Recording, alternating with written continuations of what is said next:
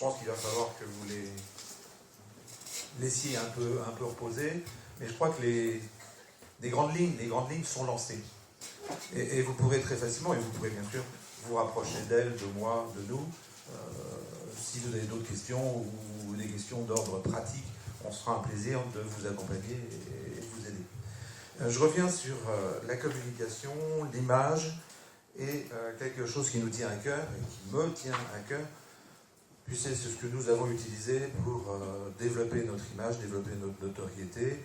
Comme je le disais tout à l'heure, le métier de consultant procède d'un marketing bien particulier. Il ne s'agit pas d'aller taper dans le mur, il s'agit de promouvoir son image et d'être appelé, faire savoir à une audience la plus large possible quels sont les avantages qu'une structure, que quelqu'un pourrait avoir à faire appel à nous.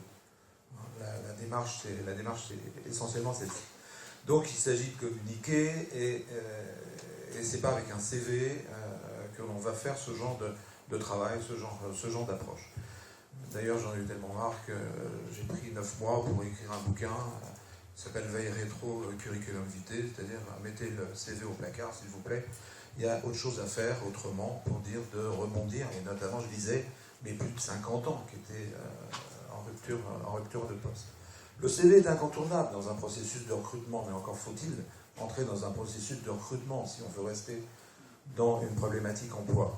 Je veux dire. Et problématique emploi, c'est pas un examen, c'est un concours, il n'y a qu'un seul élu.